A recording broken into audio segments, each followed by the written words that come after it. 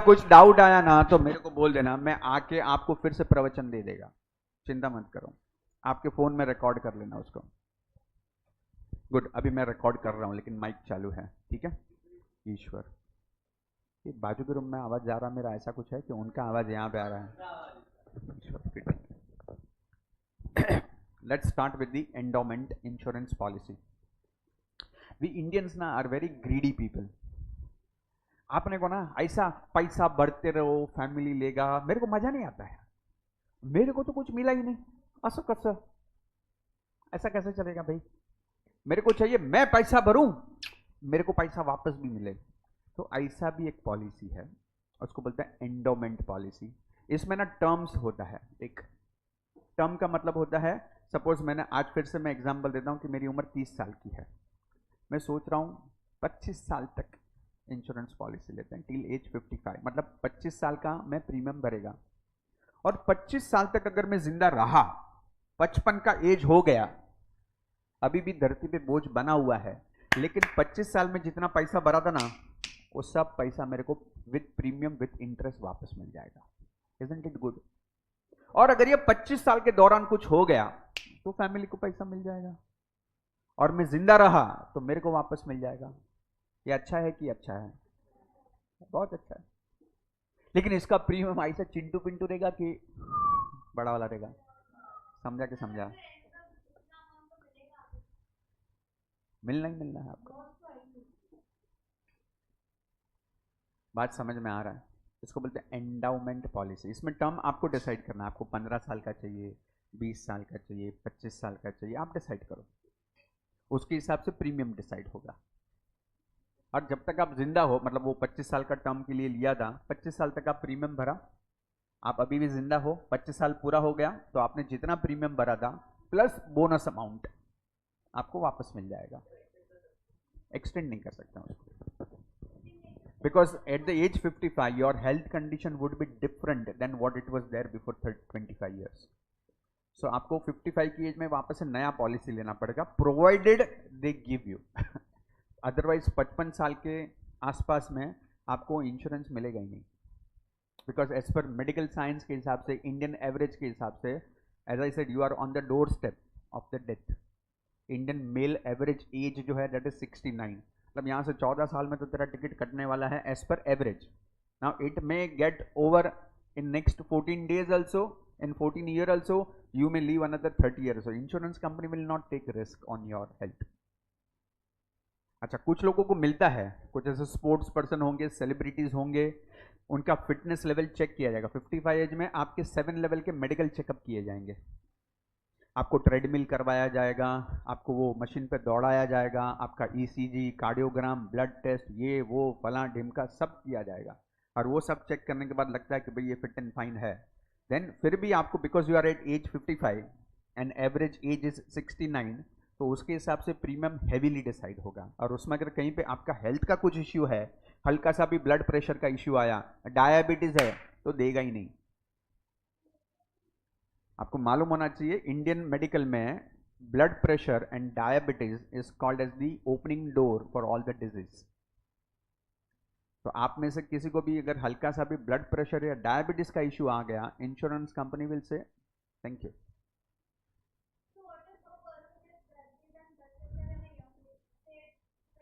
नहीं मिलेगा। आप इंश्योरेंस लेने से पहले अगर उससे पीड़ित हो तो आपको नहीं मिलेगा, नहीं मिलेगा। डायबिटीज नहीं, ब्लड प्रेशर एक बार मैनेज कर लेंगे वो लोग। ब्लड प्रेशर कई बार कैसा एंगर से बहुत रिलेटेड होता है, आपके नेचर से रिलेटेड होता है, बट डायबिटीज बहुत डेंजरस है। डायबिटीज और बहुत सारे दरवाजे ओपन कर देता है। See there are, I have seen, मेरे जो मुलुंड में मेरा कोचिंग इंस्टीट्यूट है, I teach student of 8, 9, 10 standard also. वहाँ पे there is a boy of studying in 9th grade, उसको डायबिटीज है, 9th ग्रेड में पढ़ता है। यस, लेना पड़ता है उसको भी, यस, बट वो तो मिलेगा ही नहीं उसको, तो इंश्योरेंस कभी भी नहीं मिलेगा। हेल्थ इंश्योरेंस ठीक है, हेल्थ इंश्योरेंस में भी डायबिटीज एक्सक्लूड होता है वापस। जो ऑलरेडी आप बीमारी ले चुके हो उसका इंश्योरेंस में कैसे देगा? नहीं मिले, वही बोला मेडिकल इंश्योरेंस एक्सेप्ट डायबिटीज। नहीं समझा? तो उसका पैसा नहीं मिलेगा because that's a pre disease before the policy.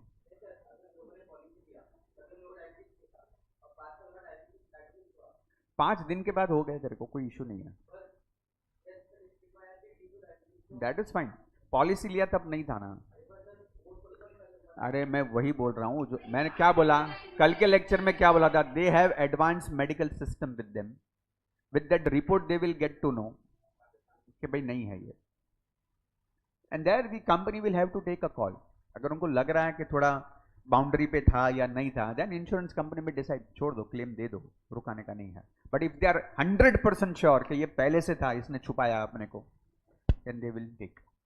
तीसरा सीन देता हूं आपको, पहले से है डायबिटीज लेकिन आपको नहीं पता था, हो सकता है कि नहीं हो सकता है? मेरे को ब्रेन ट्यूमर है लेकिन मेरे को ही नहीं पता है, इंश्योरेंस ले लिया और उसके 3 महीने के बाद मेरे को तकलीफ हुआ, मैं चेकअप कराने को गया, बोला तुम तो 3rd स्टेज पे है, अब बताओ अगले 3 महीने में टाटा हो जाएगा, तो उसको क्लेम मिलेगा कि नहीं मिलेगा?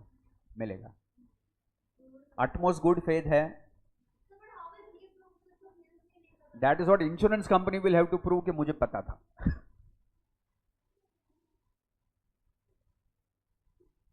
क्योंकि मेरे मेडिकल हिस्ट्री में बता रहा कि मैंने इसके पहले कोई रिपोर्ट्स निकाले ही नहीं है कभी भी,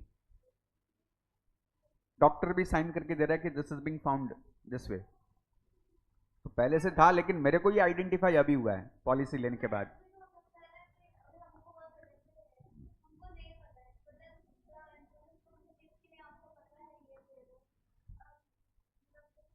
आर्ग्यूमेंट होगा ना, डिस्कशन होगा, वही मैं बोल रहा हूं, कोर्ट में जाएगा, right?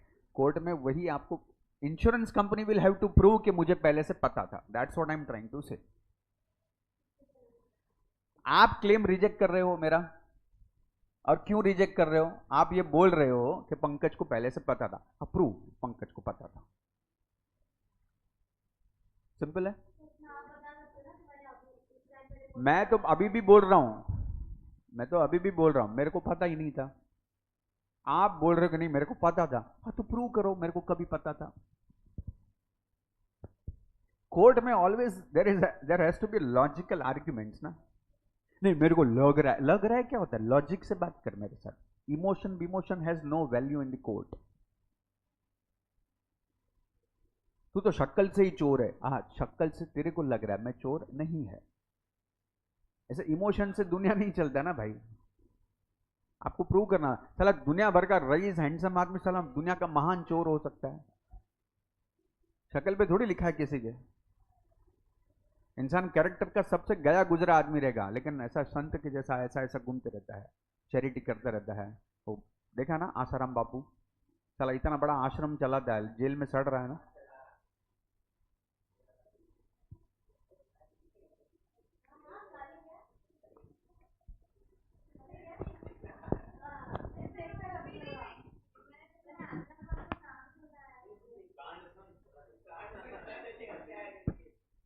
there is a there is a movie on either Netflix और Disney Star पे है, एक्टेड बाय मनोज बाजपेयी, अभी रिसेंटली 1-2 साल पहले आया था, सिर्फ एक बंदा काफी है ऐसा करके कुछ तो मूवी है, that's a kind of based on real story of Asaram, कि उसने जो किया, आई हैव सीन, बिकॉज वो पूरा कोर्ट ड्रामा है, कोर्ट मेरे को अच्छा लगता है, इट्स अ वंडरफुल मूवी।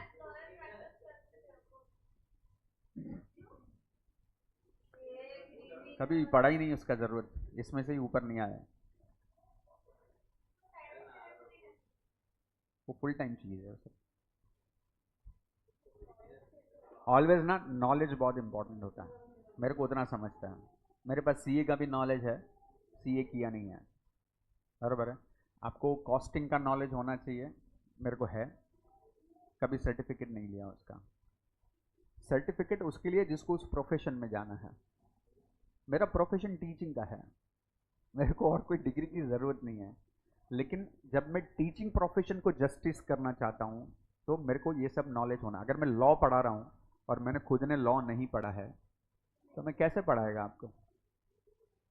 मैं इंश्योरेंस का एग्ज़ाम दिया है, नेशनल स्टॉक एक्सचेंज में इसका एग्जाम होता है, म्यूचुअल फंड की एग्जाम्स होती है, सर्टिफिकेट कोर्सेज होते हैं, वो सब मैंने किए हैं। तो मैं म्यूचुअल फंड के बारे में आपको प्रवचन दे सकता हूँ। जनरल नॉलेज पे तो पूरा दुनिया प्रवचन देता है। I have to give authentic प्रवचन टू यू। अब बोलने का तो क्या है अदरवाइज, हाँ मैंने कहीं पे सुना था, अरे सुना वाला बात क्या कर रहा है, कुछ प्रूफ है क्या?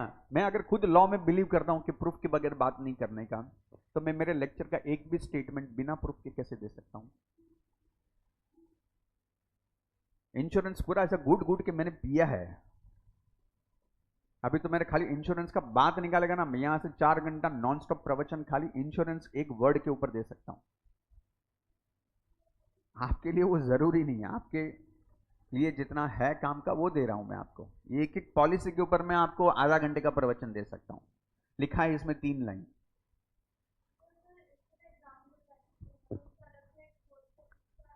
बुक होता है उसका, उसका कोर्स होता है, उसकी एग्जाम्स होती है, उसका सर्टिफिकेट मिलता है। सर्टिफिकेट मिलने के बाद आप किसी इंश्योरेंस कंपनी में एज एन एजेंट ऑफिशियली काम भी कर सकते हो।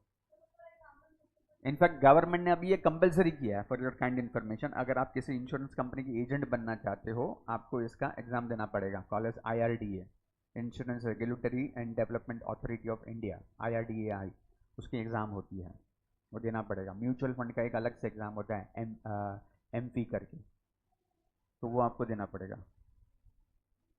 तो आप म्यूचुअल फंड का बिजनेस कर सकते हो। मतलब गवर्नमेंट ने सर्टिफाई किया कि भाई इसको म्यूचुअल फंड का नॉलेज है, आप दूसरे के पास से म्यूचुअल फंड का इन्वेस्टमेंट दूसरी कंपनी में करवा सकते हो। You are an advisor. मैं एडवाइस कभी कर सकता हूँ आपको इंश्योरेंस के बारे में। मैं सर्टिफाइड नॉलेज रखता हूँ, गवर्नमेंट ने सर्टिफिकेट दिया मेरे को। पूछो मेरे को इंश्योरेंस के बारे में क्या पूछना, मैं बता सकता हूँ आपको, लेकिन मैं कहीं सुनी बातों पे मैं एडवाइस नहीं कर सकता। फॉर एग्जाम्पल मेरे में एक छोटा सा गलती मैंने किया था। आई बिकम अ काउंसिलर, मैंने साइकोलॉजी पढ़ा, पूरा साइकोलॉजी छाप डाला पूरा। आई बिकम अ काउंसिलर, लेकिन साला मैंने सर्टिफिकेट नहीं लिया। मेरे को नॉलेज सब है, लेकिन काउंसलिंग कैसा ना, इट इज डेंजरस। मैं किसी को एडवाइस कर रहा हूँ कोई चीज़ बिहेवियर के बारे में, और मेरे पास सर्टिफिकेट नहीं है, कोई ऑफेंडेड फील कर जाएगा, ये क्या इतना, तेरे को क्या मालूम। So then I took online certificates। मैंने ऑस्ट्रेलिया से, USA से मैंने उसके ऑनलाइन कोर्सेज करके सर्टिफिकेट लिया। I become certified counsellor. Now you sit with me. Knowledge अभी भी पहले जितना ही है, ये सर्टिफिकेट तो टाइम पास के लिए लिया, बट मैं अभी ऑफिशियल आपको एडवाइस कर सकता हूँ। अदरवाइज लोग भरोसा नहीं करते हैं, ये बहुत छाना बनता है। देखो फेक सर्टिफिकेट को एक ही रास्ता होता है, कोर्ट में चैलेंज करने का, और कोई रास्ता नहीं है। मैं सिर्फ अपने आप को झूठ नहीं बोल सकता कि मैंने फेक सर्टिफिकेट लिया है या सच वाला लिया। मेरे को इतना देखना है कि अगर मैं किसी को एडवाइस कर रहा हूँ, एम आई सर्टिफाइड काउंसलर, तो मेरे को नहीं है तो मेरे को ले लेने का सर्टिफिकेट। उसका 3 महीने का कोर्स होता है ऑनलाइन, तो 3 महीने का कोर्स कर लिया, उसके बाद एक 6 महीने का कोर्स USA से किया, खत्म हो गया अपना काम। होना चाहिए आपके पास, तो कर सकते हो। My daughter has done MA in counselling psychology, she is a gold medallist, university first rank. तो उसको तो कोई सर्टिफिकेट की ज़रूरत नहीं है, क्योंकि मुंबई यूनिवर्सिटी ने उसको गोल्ड मेडल दिया है। अब वो तो ऑफिशियल अपना क्लिनिक ओपन करके साइकियाट्रिस्ट बन के बैठी हुई है, कोई टेंशन ही नहीं है लाइफ में।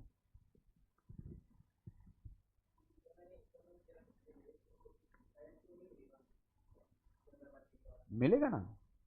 देखो अपना इंडियन लॉ के हिसाब से क्या मालूम है, your parent is your second family, your first family is your wife and children. अभी नहीं है ना।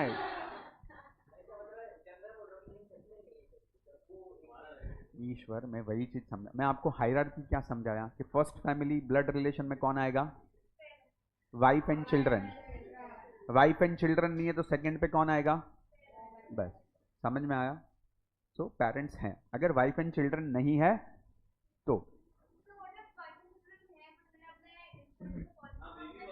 That is your right, but wife and children again can challenge the nomination.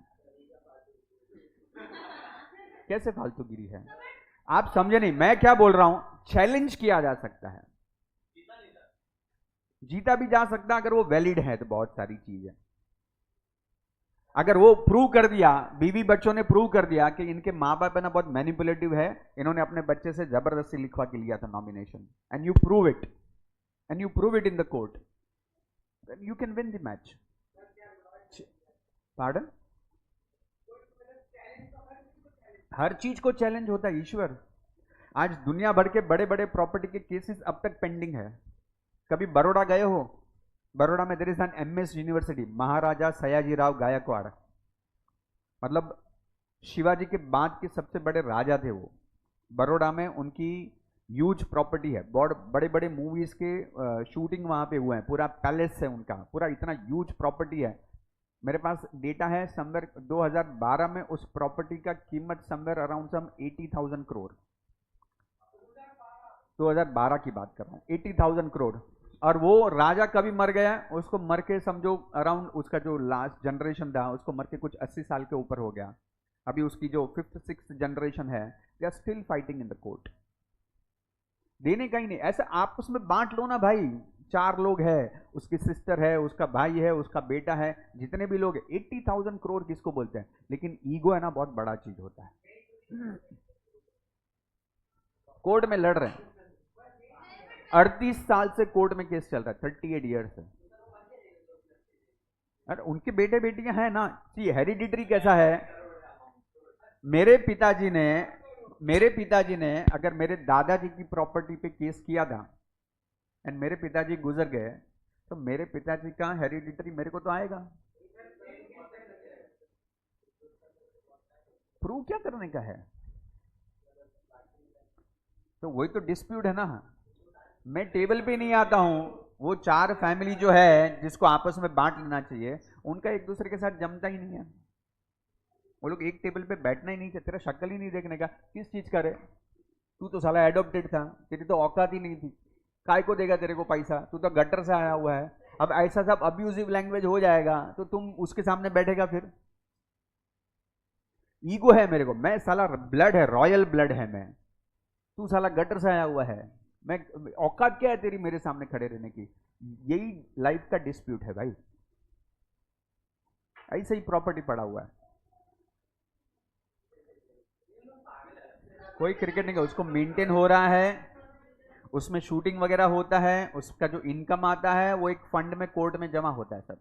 Court ने रिसीवर बिठा के रखा हुआ है उसमें।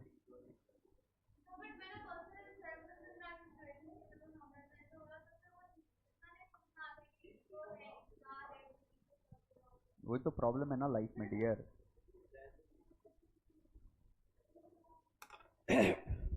चलो चलो, हम लोग थोड़ा ऑफ बीट बहुत सारे डिस्कशन कर रहे हैं। ईश्वर, ईश्वर पे अटेंशन। तो एंडोमेंट पॉलिसी समझ में आया, होल लाइफ समझ में आया। अभी आता है term insurance. This is the most popular insurance policy among today's generation. Old generation इस पॉलिसी को कभी समझ नहीं पाया, young generation of today is understanding this. मैंने जो 5 करोड़ का पॉलिसी लिया है, that is this term insurance policy. Term insurance policy सबसे सस्ता होता है, होल लाइफ से भी सस्ता। लेकिन इसमें एक ही बड़ा दुख वाला जो चीज है, अगेन जो ओल्ड जनरेशन को कभी डाइजेस्ट नहीं हुआ, that is it has only death benefit. Only death benefit, मतलब मेरे को तो पैसा नहीं मिलेगा, मेरे पीछे की जनरेशन को मिलेगा। अच्छा, इसमें होल लाइफ का कॉन्सेप्ट नहीं है, इसमें टर्म वर्ड यूज किया है। मतलब इसमें जो टर्म होगा वो आपको एंडोमेंट के जैसा पहले से प्री डिसाइड करना है। 20 साल, 25 साल, 30 साल, 35 साल, आप आज डिसाइड करो। Today your age is 20 year, you want to buy an insurance. My daughter has purchase the insurance today at the age of 24। She took the policy of 3 crore rupees today, लेकिन उसका premium is hardly she is paying for the entire year some 18,000 rupees hardly. लेकिन भगवान ना करे उसको कुछ हो गया तो 3 करोड़ घर पे आएगा सीधा। उसने अपने माँ बाप को सुरक्षित किया। You understand that? She made us mother and father as a nominee. Of course policy is for next 30 year. 30 year के बाद अगर she is alive, policy gone, पैसा गॉन। मेन तो वही है ना कि ये 30 साल, किसी को मालूम है क्या कोई जीने वाला है 30 साल? आप प्रोटेक्शन कवर खरीद रहे हो आपकी फैमिली के लिए। आप आपकी मम्मी पापा को प्यार करते हो, ऑफ कोर्स करते हैं। आपकी मम्मी पापा की आपसे उम्मीदें हैं कि मेरा बेटा बेटी कमाएगा, ये करेगा, बुढ़ापे में हमारा ध्यान रखेगा, है। आप करना भी चाहते हो ये, हाँ करना चाहता हूं, लेकिन मालूम है कि तुम इतना जिंदा रहोगे? नहीं मालूम है, तो पॉलिसी लेके रखो। आप जिंदा रहोगे तो आप खुद 5 करोड़ खड़ा कर दोगे ना फैमिली के लिए, तब तक। लेकिन कुछ हो गया तो भी फैमिली को तो 5 करोड़ मिल जाएगा भाई। और सबसे सस्ता, सबसे सुंदर, सबसे टिकाऊ, साल का 18,000, मतलब महीने का 1,500 रुपया। My daughter is earning 1 lakh rupees a month, 1,500 रुपये डाल दिया इंश्योरेंस में। चाहे नहीं कमाया था भाई, लेकिन सुरक्षित कितना फील करते हैं आप लोग? साला कुछ हुआ, मेरा मम्मी पापा सुरक्षित है, 3 करोड़ आ जाएगा चेक घर पे, अटमोस्ट गुड फेथ। एंडोमेंट का प्रीमियम, अभी तुम 5 करोड़ का एंडोमेंट का पॉलिसी लेगा 20 साल का, मतलब आपकी जेब से एक्चुअल 5 करोड़ आप इंश्योरेंस कंपनी को दोगे, ये पता है आपको? आपने एक सिंपल कैलकुलेशन बताता हूं, 1 लाख का पॉलिसी 20 साल के लिए लिया, 1 lakh divided by 20 is how much? 5,000 rupees. Every year you will have to pay premium of 5,000। 20 साल में आपकी जेब से कितना निकला? 1 लाख। पॉलिसी कितने का था? 1 लाख। आपने भरा भी कितना? 1 लाख। 20 साल कंप्लीट हुआ, वो लोग आपको 1 लाख प्लस बोनस अमाउंट और 60, 70, 80 हजार रुपये आपको वापस दे देगा। चलो एक का 2 लाख दे देगा, 2.5 लाख दे देगा, और क्या ही देगा आपको। लेकिन एंडोमेंट में प्रीमियम वो आपको भरना है जितने का पॉलिसी है, उतना पैसा आपकी जेब से जाएगा, फिर आप वो जिंदा रहे तो आपका पैसा आपको वापस दे देगा विथ बोनस। टर्म इंश्योरेंस में ऐसा है ही नहीं। खाली 18,000 रुपया मेरी डॉटर भर रही है, अगले 25 साल के लिए, 30 साल के लिए भरेगी। 18,000 करके कितना उसकी जेब से चला गया भाई साहब पूरे 30 साल में से? 5 लाख 6 लाख रुपया। And she survive the term. ठीक है, 5 लाख गया गटर में, बट जर्नी जो 30 साल का है उसमें कितना सुरक्षित फील करते हैं आप?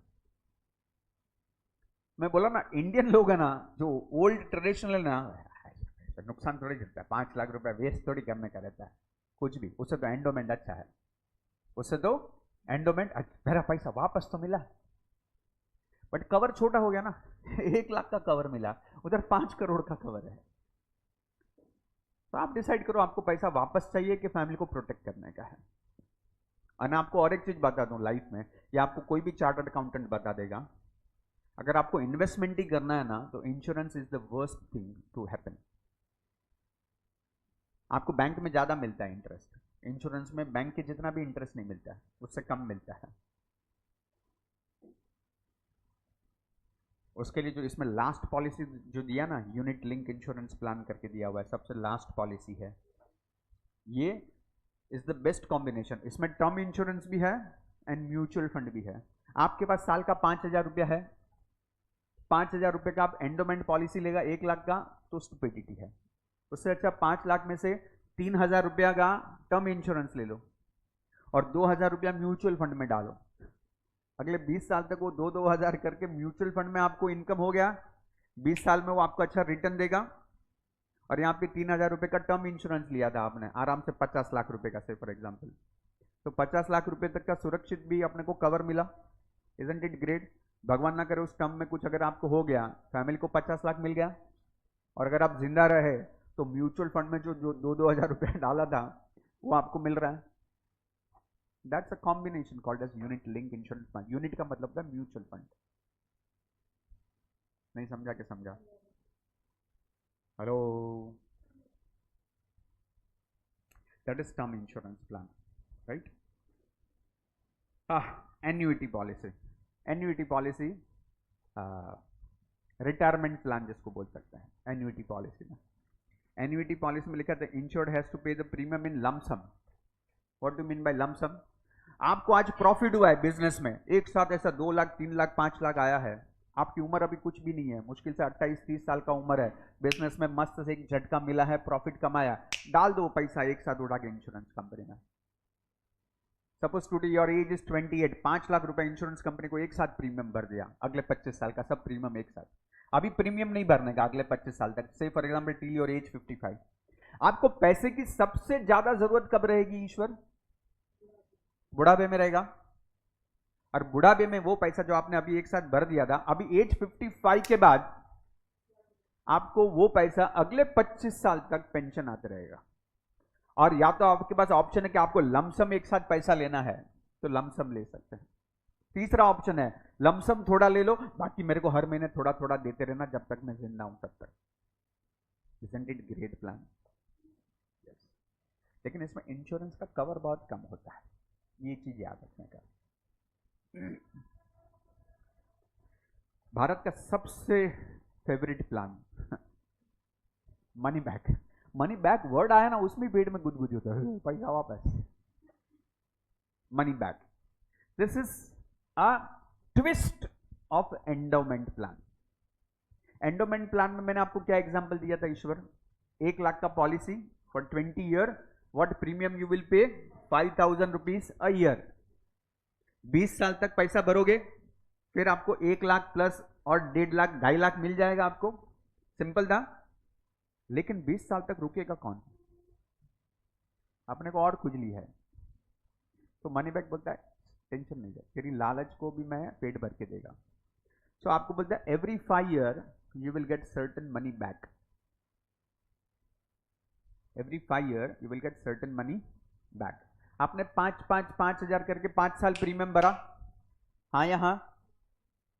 25,000 आपकी जेब से चला गया, यस और यस।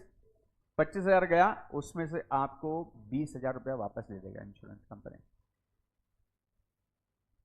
क्लियर है?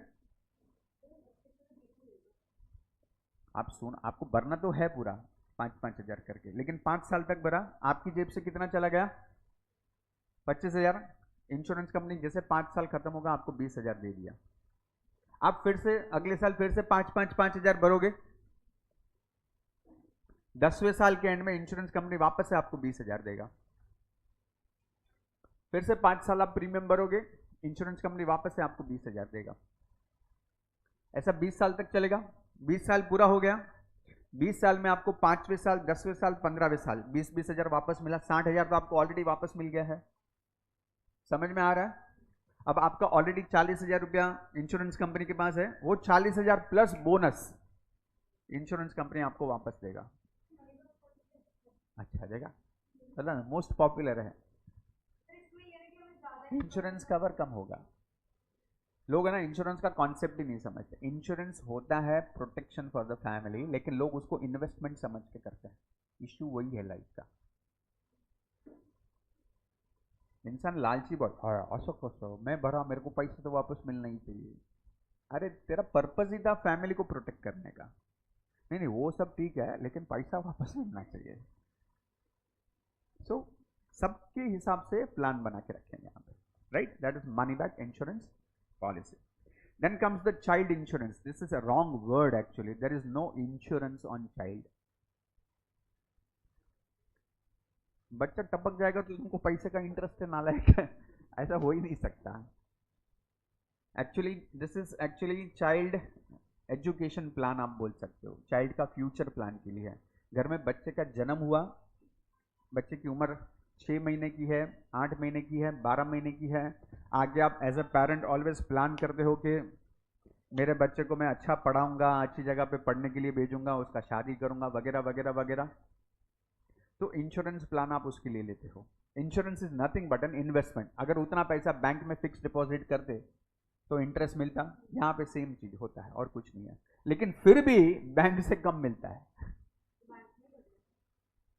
एक बैंक प्रोटेक्शन नहीं देता है, लेकिन इसमें कैसा, आपने 1 लाख का पॉलिसी लिया है फॉर एग्जांपल, आप बोलेंगे मैं 18 साल तक पैसा भरूंगा, और अगर भगवान ना करे बच्चे को कुछ हो जाता है तो आपको 1 लाख रुपया कभी के कभी वापस मिल जाता है, उतना, और कुछ नहीं है।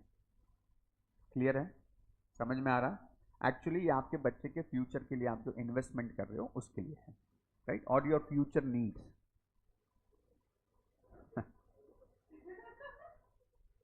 देयर वॉज अ मूवी, मैं आपको बोलता हूँ, मेरे को ना मूवी का नाम याद नहीं रहा, और ये मूवी बहुत पहले आया था, ब्लैक एंड व्हाइट टाइप का मूवी था। 70s और 80s में आया था, 1970 1980s में एक मूवी आया था। There was one businessman, he was doing a business of insurance. उस वक्त क्या था, भारत का सीन कैसा था, भारत में बेरोजगारी बहुत है, भूखमरा बहुत है, गरीबी बहुत है, पढ़े लिखे लोग हैं लेकिन बेरोजगार है। और ये भाई साहब ने कुछ तो पैसा बना के रखा है, बिजनेसमैन है। अब ये क्या करता है, वो चौपाटी वगैरह पे घूमता है, वो आइडेंटिफाई करता है कौन किसका मुंह उतरा हुआ है, कौन ऐसा मायूस है, फिर उसके साथ थोड़ा दोस्ती करता है। फिर उसको पता चलता है कि ये आदमी 2 साल से ग्रेजुएट है लेकिन नौकरी नहीं मिल रहा है, घर पे माँ बीमार है, बाप रिटायर्ड है, बहन का शादी करने का वगैरह वगैरह वगैरह। तो बोलते देख मेरे पास एक रास्ता है। क्या रास्ता है, बोलता है मैं, मेरा कोई बेटा नहीं है, मैं तेरे को अडॉप्ट करता हूँ, मैं अडॉप्ट कर लूँगा, मैं अडॉप्ट कर लूँगा तेरे को। अडॉप्ट करने के बाद मैं तेरा इंश्योरेंस निकालता हूँ। इंश्योरेंस में तू मेरे को नॉमिनी बनाएगा, 1 साल तक तू मेरे साथ रहेगा, एंड 1 साल के बाद you have to commit a suicide compulsory. और 1 साल के बाद तू जब सुसाइड कर लेगा तो 50,000 रुपया मैं तेरी फैमिली को दे देगा। 50,000 में तेरा फैमिली खुश रहेगा। वो टाइम पे 50,000 is like today's 50 lakh rupees, right? Isn't it a great proposal ना? वो मरता क्या नहीं करता। ह्यूमन माइंड कैसा है मालूम है, जब वो ऑलरेडी मायूस है, नौकरी ढूंढ रहा है, मिल नहीं रहा है, घर में तकलीफ है, राइट? तो वो माइंडसेट बताया उसका, and that person agrees. And ये बाद में पता चलता है कि ये उसका बिजनेस, ये उसका तीसरा एडॉप्टेड सन है। ये पहले 2 बार ऐसा करवा चुका है किसी 2 लोगों से। Pardon? Adopt legally, legally adopt कर लेता है उसको, लीगली अडॉप्ट किया। अब आप इंश्योरेंस पॉलिसी उसका ये करोगे, उसमें आप नॉमिनी में फादर का नाम डाल दिया, 1 साल तक किसी को टेंशन नहीं है। 1 साल के बाद आप सुसाइड करते हो, इंश्योरेंस का पैसा मेरे को मिलेगा और मैं अटमोस्ट गुड फेज में 50% आपकी फैमिली को दे देगा। ये अटमोस्ट गुड फेज है। 1 साल तक मैं इन्वेस्टमेंट भी कर देता हूँ, मतलब दूसरा कस्टमाइज क्या, 1 साल तक तेरे साथ रहा मैं, एक ही साल में मैं 50,000 तेरी फैमिली पे खर्चा कर चुका हूं। मेरे को उल्टा कि अभी तू सुसाइड नहीं किया तो प्रॉब्लम है ना, नहीं तो तेरा मर्डर कर देगा मैं अगर नहीं मरा तो। सिंपल है। पैसा लगाया भाई। पार्डन? अरे जब वो प्रूव होगा तब ना, मैं मर्डर को ही सुसाइड में कन्वर्ट करके बता देगा तो, एक्सीडेंटल डेथ बताएगा तो।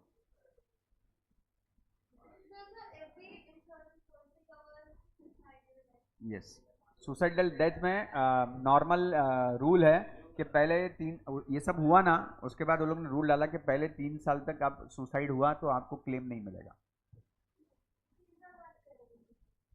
ये एक साइकोलॉजी है इसके पीछे। मैंने ना ये सब स्टडी किया, मैंने ये डिस्कशन आर्गुमेंट बहुत किया कि मान लो मेरे को मेरी फैमिली को पैसा देने का, मैं साला धरती पे बोझ है, मेरे को चाहिए नहीं, 5 करोड़ का पॉलिसी लेके अपन जंप मार देगा टेरेस पे से, खत्म, फैमिली को 5 करोड़ मिल गया। तो नहीं कर सकता ऐसा। I have purchased the insurance policy with an intention to kill myself and protect my family. लेकिन उसमें क्लॉज आ गया कि 3 साल तक नहीं कर सकता। तो 3 साल तक नहीं कर सकता ना, 3 साल के बाद करेगा तो तो 5 करोड़ मिल जाएगा। इंश्योरेंस कंपनी बोलता है 3 साल के बाद सुसाइड हुआ तो दे देगा। लेकिन ह्यूमन साइकोलॉजी बोलता है कि आपके जो सुसाइडल थॉट है ना, वो 3 साल में वाइप आउट हो जाता है।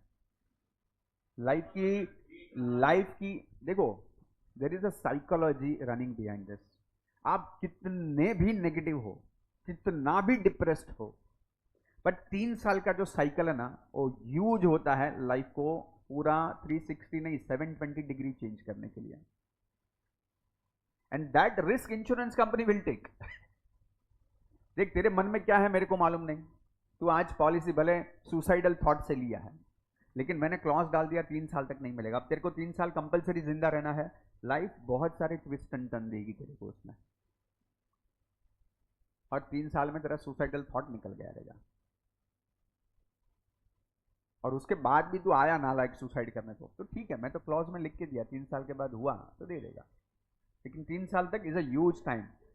देयर आर सर्टन थिंग्स ना, ये जो प्रिंसिपल्स वगैरह बने ना, ये सब साइकोलॉजी बेस्ड होते हैं।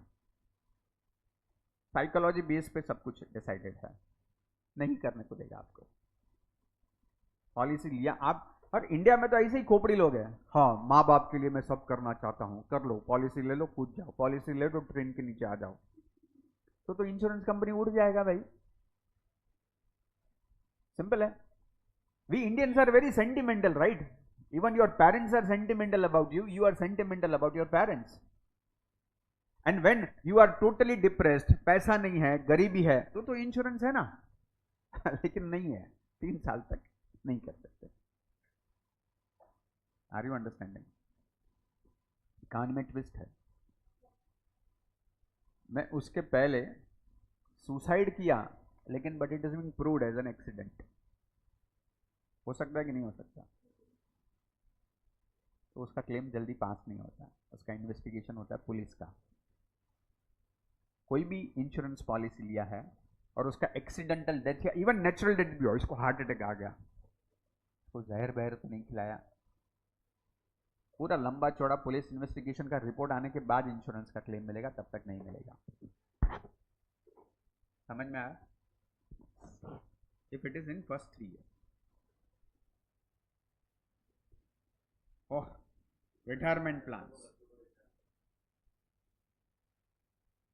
There is one more plan called as retirement plan. Again if my age is 30, अगले 25 साल तक में प्रीमियम भर सकता है, हर साल थोड़ा थोड़ा 10,000 15,000 20,000 भरते रहेगा, 25 साल तक भरा, एज 55 हो गया, अभी एज 55 के बाद अगले 25 साल तक इंश्योरेंस कंपनी मेरे को प्रीमियम देते रहेगा विद बोनस। एन्युटी में मैंने लमसम प्रीमियम भर दिया था एक साथ, यहाँ पे मेरे पास लमसम पैसा नहीं है, हर साल मैं 10,000 15,000 20,000 मेरी औकात के हिसाब से भरते जा रहा हूँ, और अभी मेरे को एक साथ पैसा नहीं चाहिए, मेरे बच्चे लोग नालायक है, लूट लेंगे मेरे को, अब मेरे को रिटायरमेंट चाहिए, मैंने शादी ही नहीं किया फॉर एग्जाम्पल, मेरा बुढ़ापा है, हाँ तो मेरे को लगेगा पैसा, मेरा हाथ पर काम नहीं करता रहेगा, लेकिन insurance will work for me, हर महीने जब तक मैं जिएगा तब तक पैसा मिलते रहेगा मेरे को विद प्रीमियम, तो नॉमिनी को पैसा मिल जाएगा। अगर पहले 25 साल में भी कुछ हुआ तो भी नॉमिनी को मिलेगा, उसके बाद भी जब मैं पेंशन ले रहा हूं तभी भी कुछ हो गया तो भी नॉमिनी को मिलेगा, कम होगा, अमाउंट कम होता है। And ULIP I already explain you. Hello Ishwar, 8 policy हुआ, समझा के समझा? फर्स्ट वन कौन सा था? होल लाइफ था। सेकंड कौन सा था? एंडोमेंट था। थर्ड वन कौन सा था? टर्म इंश्योरेंस था। फोर्थ वन क्या था? एन्युइटी था। फिफ्थ वन क्या था? मनी बैक था। सिक्स वन क्या था? चाइल्ड। सेवन क्या था? एट वन क्या था? याद रहेगा से नो, ऐसा एक बार में कभी किसी को याद रहता नहीं है, अच्छे से याद रखने के लिए उसको 2 बार तो बोलना ही चाहिए। स्टार्ट।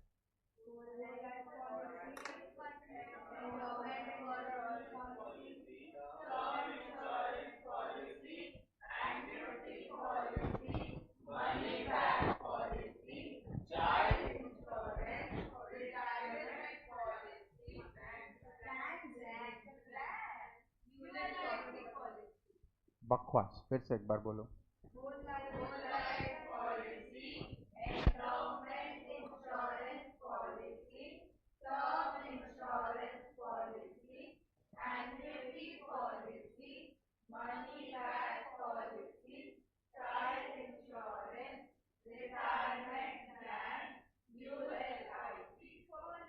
अभी याद रहेगा से नो, ऐसा बोलने का नहीं, अपने पे ज़्यादा ओवर कॉन्फिडेंट होने का नहीं। कॉन्फिडेंट होने के लिए इंसान को 3 बार 4 बार तो पढ़ना ही चाहिए। हाँ तो 4 बार, चौथी बार तो पढ़ लेंगे हम लोग कम से कम। स्टार्ट।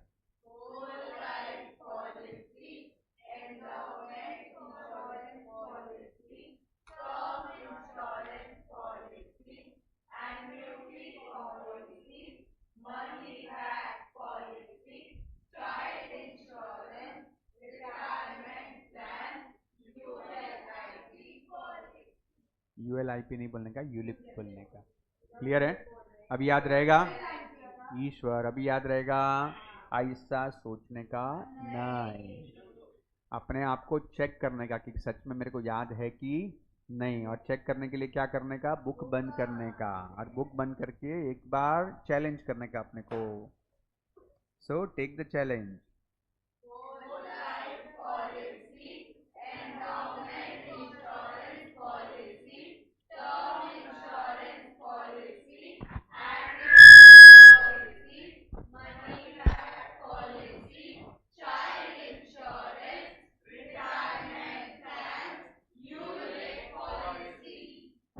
याद रहेगा.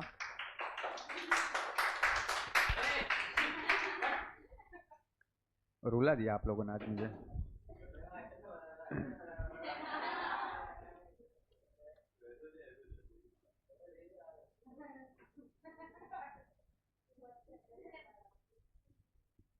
I would like to take a break of 5 minutes. कैसा खुश हो जाता है सब. 10 मिनट ले ले.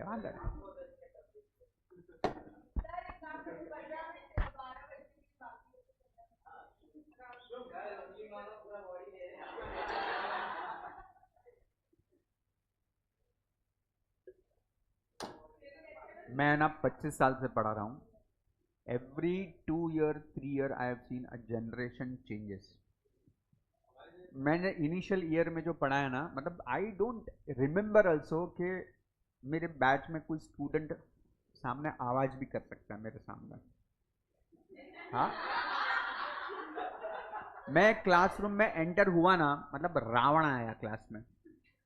मेरा image was, I am telling you the facts.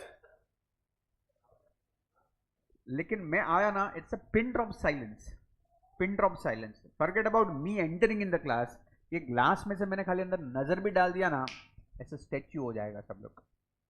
इतना खौफ था मेरा, इतना खौफ. Over a period of time धीरे धीरे मेरे को समझा कि प्रॉब्लम स्टूडेंट में नहीं है, प्रॉब्लम मेरे में है. I have to change as per the generation. I can not be traditional, I can not be rigid. I have to make a change. I need to be more friendly with the student. Slowly, gradually, over a period of years, I have changed myself. And हर साल ना मैं देखता हूँ student का ना, अब problem क्या है ना, अभी तूने जो बोला ना उंगली दिया तो पूरा बॉडी ले लिया, ये प्रॉब्लम है. When you have to maintain certain distance, when you are not maintaining any distance ना, तो स्टूडेंट खा जाता है आपको. मैं अंजरी में पढ़ाता था ना, अंजरी के स्टूडेंट एक नंबर के नालायक. नालायक in the sense, you know, if I am entering into the class, मैं यहाँ पे खड़ा हूँ, all students are sitting, and वो लोग मेरे को ऐसे नीचे से ऊपर तक देख रहे हैं. नीचे से ऊपर देख रहे हैं, उसका मतलब क्या मालूम है? मेरे को आंखों से रैगिंग कर रहे हैं वो लोग मेरा. मतलब अच्छा ये पढ़ाएगा, मतलब unspoken word, the body language is such. अच्छा इसकी औकात है क्या हमको पढ़ाने की? अच्छा व्हेन आई स्टार्टेड टीचिंग, वो लोग का सिंडिकेट है पूरा, यूनिटी है उनका. एक भी स्टूडेंट मेरी आंखों के सामने नहीं देख रहा है. कोई उधर देख रहा है, कोई उधर देख रहा है, कोई ऐसा नीचे कर रहा है, कोई आपस में एक दूसरे से बात करने का ट्राई कर रहा है, कोई ऐसा सो रहा है. बराबर. मैंने कहाँ कुछ बोला आपको? Did I said anything to her? Did I said anything to her? हाँ तो प्लीज कंटिन्यू. ये ऐसा रैगिंग करते हैं, but of course it is on your teaching quality. It just takes 5 minutes to change the environment. मुझे पता है कैसे करने का है, लेकिन पहले 5 मिनट ना बहुत टफ होते हैं. स्टूडेंट ऐसा खाने का कोशिश करता है, मतलब कोई हल्का फुल्का टीचर आया ना, वो बोलेगा सर मेरे को नहीं पढ़ाने का ये बैच में जा रहा है. 25 साल का जर्नी में सब देख लिया. All type of students I can say. Brilliant student, intellectual student, stupid student, बुद्धू student, average student, above average student, jovial students, सब कैटेगरी हम लोगों ने देख लिया, सब कैटेगरी. मेरा 2004 का बैच है ना, उसके स्टूडेंट आज तक मेरे साथ व्हाट्सएप ग्रुप बनाया हुआ है वो लोगों ने. 2004 के स्टूडेंट 21 साल के बाद भी वो लोग मेरे रेगुलर टच में हैं. सबकी शादी में भी मैं गया हुआ हूँ. हाँ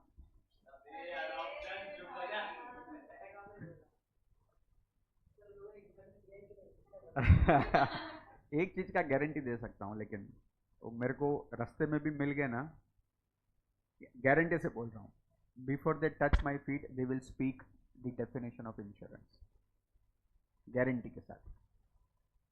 इतना ऐसा गुड गुड के पिलाया था सबको तभी।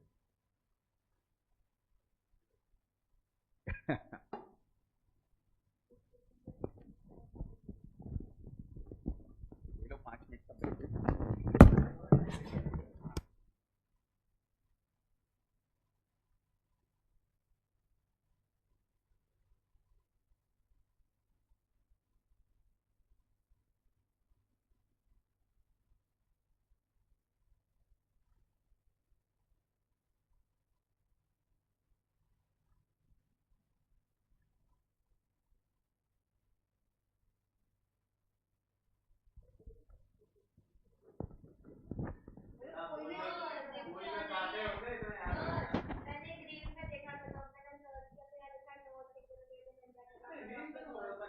सिंगल मेल नहीं कर सकता है, बराबर है। नहीं, कपल मतलब आप मेल फीमेल किसी को भी आप अडॉप्ट कर सकते हो, बट अगर उसका शादी ही नहीं हुआ है and is a single male, तो सिंगल मेल फीमेल चाइल्ड को अडॉप्ट नहीं कर सकता है, मेल चाइल्ड को कर सकता है, but as well as single female can adopt even a male and a female both. Indian law में है ना ऐसा बहुत सारा, इंडियन लॉ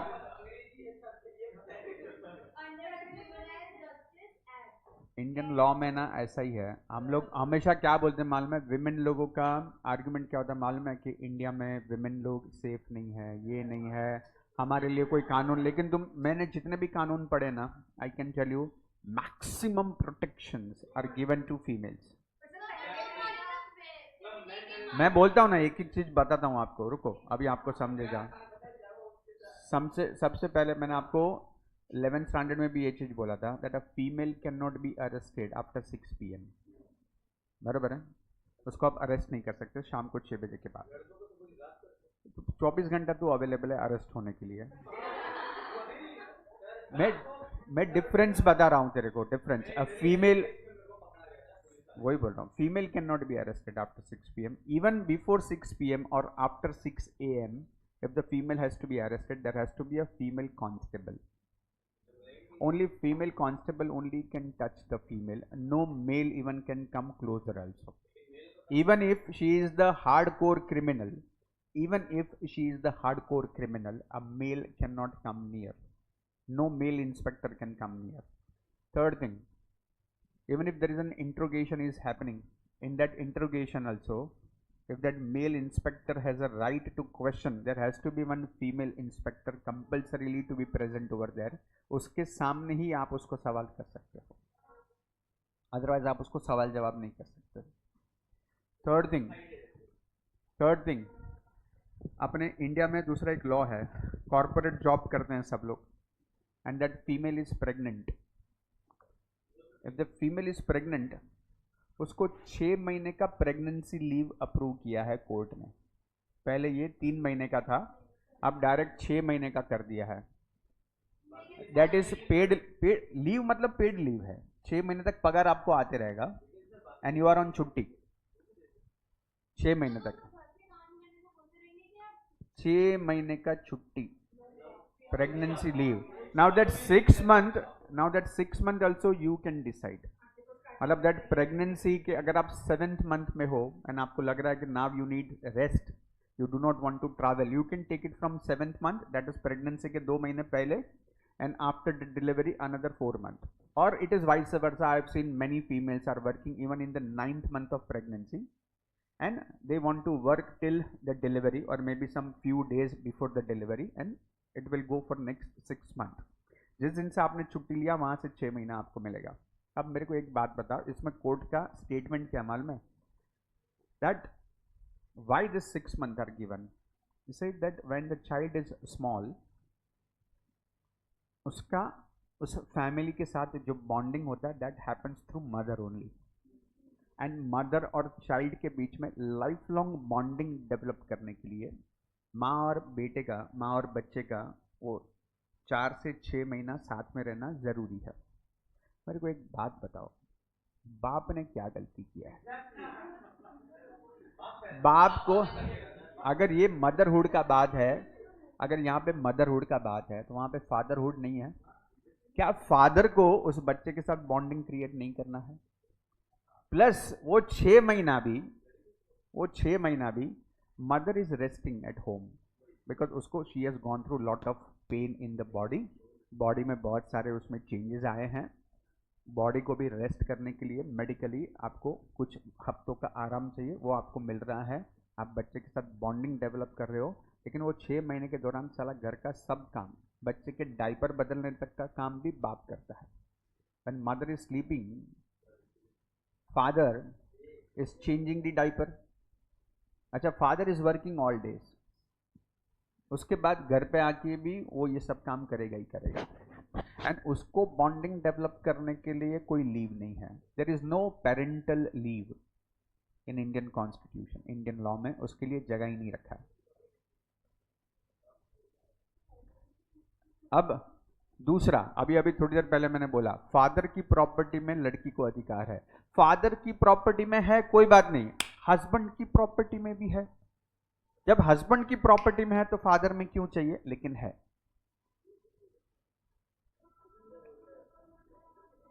ऐसे तो ये तो मैंने खाली 3-4 लॉ के बारे में बताया, आप जितना अंदर जाओगे ना आपको समझेगा। हम सीए फाउंडेशन में लॉ पढ़ेंगे तो इसके ऊपर पूरा स्टोरी है इसका, you will get to know. Females are being highly protected in the Indian law and I really appreciate. मेरे को फीमेल को प्रोटेक्ट करने का कोई मेरे को ये नहीं है। I said why not male equally.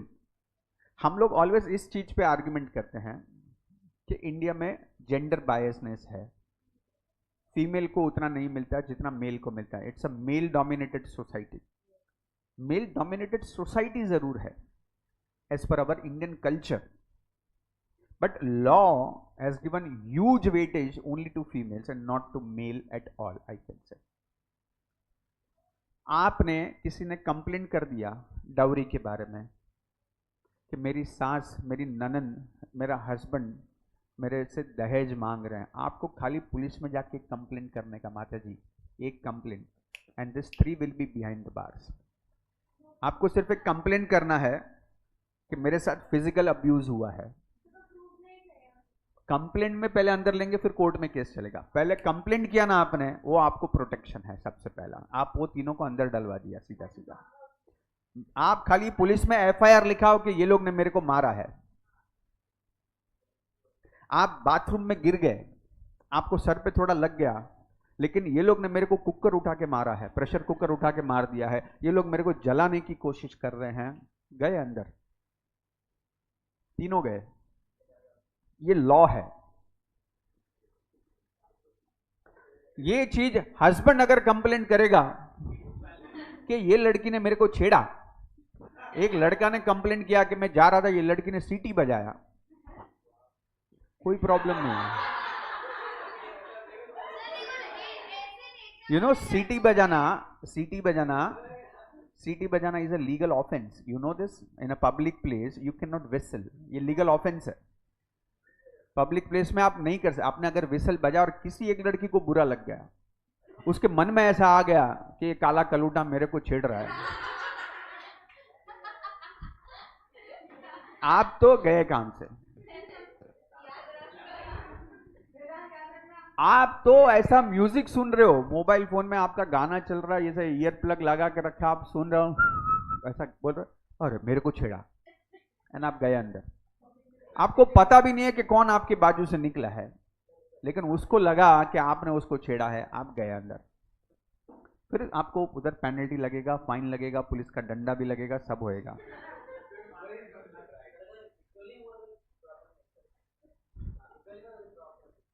तो सीटी मार के देख, जिस दिन जिसकी सनक गई ना, तेरी लग गई। हाँ, अभी तेरे को कहानी में ट्विस्ट बोलूं तेरे को, तेरे को आता है कि नहीं आता? लड़की ने कंप्लेंट कर देना इसने सीटी मारा है, तो भी तू गया। तू कोर्ट में कितना भी प्रूव कर मेरे को सीटी आता ही नहीं, तो झूठ बोल रहा, अभी तू जानबूझ के नहीं बजा रहा है।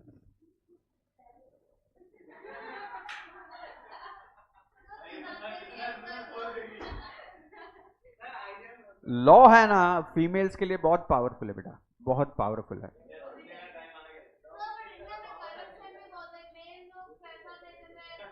तो फीमेल भी देती है पैसा, फीमेल भी देती है। आप लोग ये मेरे को बताओ, रेंसम, ये हम लोग रेंसम मनी नहीं, सॉरी एलिमनी बोलते हैं। डिवोर्स हो गया हस्बैंड वाइफ के बीच में, ऋतिक रोशन का डिवोर्स हुआ, सुजन खान उसकी वाइफ डिवोर्स पे सिग्नेचर करने के लिए she asked for 240 crore rupees, 240 crore रुपया उसको दिया गया। आप मेरे को एक बात बताओ, हाँ, एलिमनी मनी का पर्पस क्या था जब ये लॉ बना? इसका पर्पस क्या था कि उस वक्त मेल डोमिनेटेड सोसाइटी था, female is just an house wife, ठीक है। आपने इस औरत को छोड़ दिया, ये अपने बीवी के बच्चे को लेकर किधर जाएगी? तो उसको पैसा मिलना चाहिए। सुजन Khan is already an entrepreneur. She herself is earning 60 crore rupees a year. She is educated, she is independent, she is an entrepreneur, she is having her stores also, and then she is asking for 240 crore and court approves it and Hrithik Roshan had to pay for it.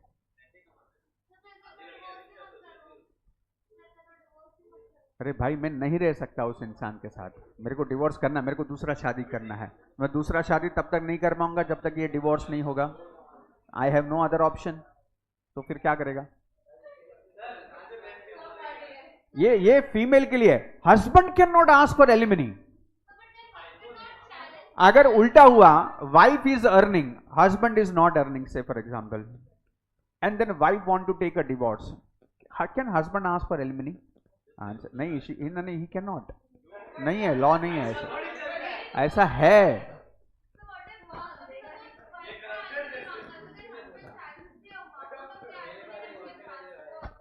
समझा नहीं?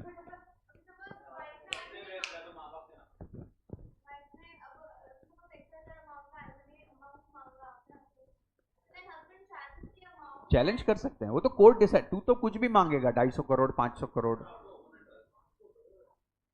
There are cases, ये Julia Rob, ये Angelina Jolie and Brad Pitt, America का दो, Hollywood के दो couple, उनका same हुआ था। Then she got some 12,000 crore rupees, तो डॉलर में उसका वैल्यू करके तो इंडियन रुपए में कन्वर्ट करेंगे तो 12,000 करोड़ रुपया उसको मिला है, मिलता है।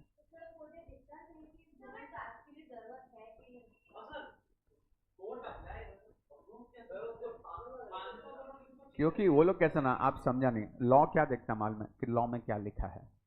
कॉन्स्टिट्यूशन जब एक्ट बना, एक्ट में क्या लिखा है? That wife can demand, husband का अगर उतना कैपेसिटी है तो इतना परसेंटेज उसकी इनकम का वाइफ को मिलना चाहिए, तो मिलता है। कैन चैलेंज, वो तो बोल रहा हूँ, चैलेंज कर सकते हैं आप उसको।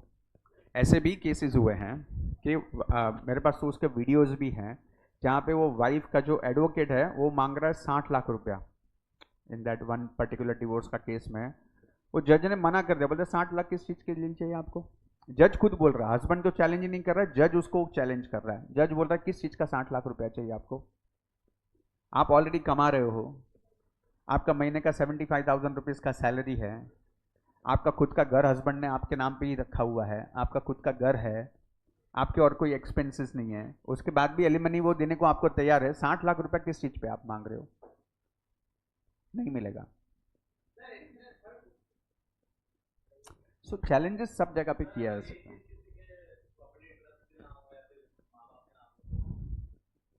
तो कैसे, तेरी जो चीज नहीं है वो तो किसी को दे ही नहीं सकता ना, सिंपल है। You can give only such things which you are the owner. If you are not the owner, you cannot give it to anyone.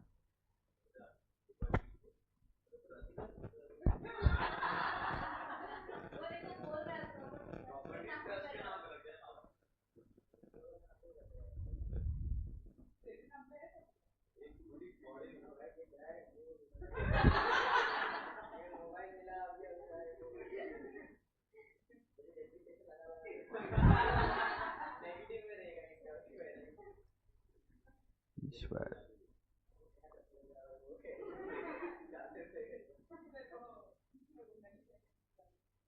इसका पूरा टोटल करेगा तो 1250 में पूरा आ जाएगा।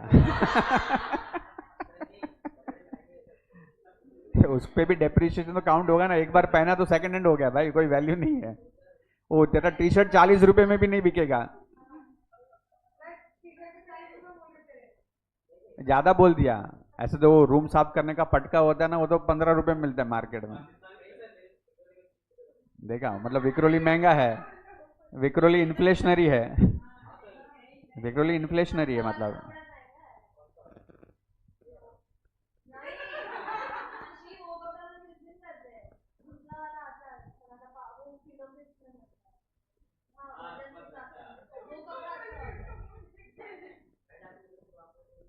वो किलो का कीमत ही बोला 15 रुपया, 15 रुपया किलो है कपड़ा।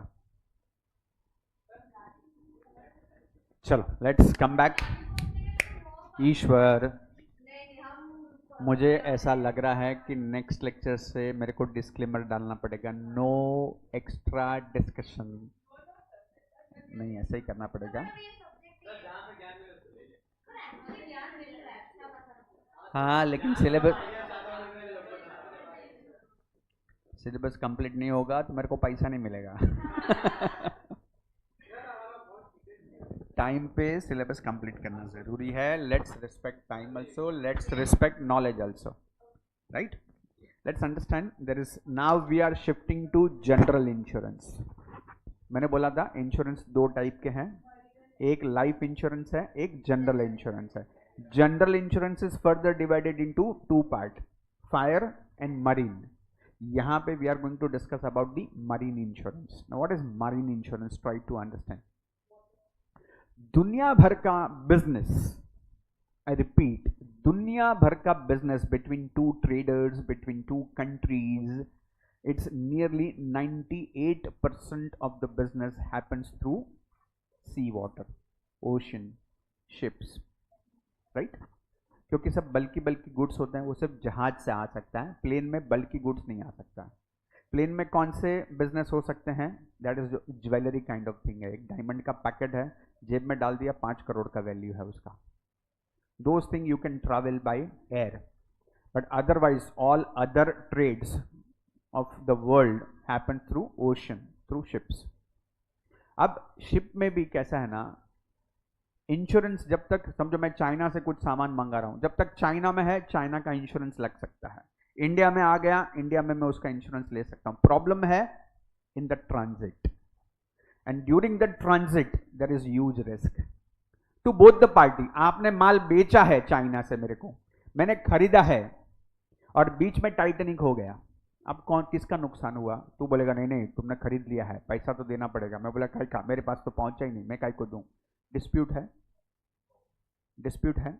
तो इसके लिए जब ट्रेड होता है ना, तो ये चीज पहले डिसाइड होता है कि इंश्योरेंस कौन लेगा। One more thing is compulsory, insurance is mandatory, insurance is mandatory for all import export business, insurance is mandatory. That is mutually decided whether you will pay the premium or I will pay the premium. जब हम deal करते हैं तब वो पहले से decided होता है कि who will take charge of insurance का amount, but insurance is mandatory. कितना बल्क पे है ना उसके ऊपर है, और ऐसे परसेंटेज वाइज देखूंगा, अगर मैंने 1 करोड़ का सामान मंगाया है तो प्रीमियम विल बी 1% और 0.5% of the total value, but still it's a cost. Even if I take 0.5%, 1 crore का 0.5% कितना होता है भाई साहब? 1 करोड़ का 0.5% कितना होता है? 1 करोड़ का 0.5% कितना होता है? 50,000।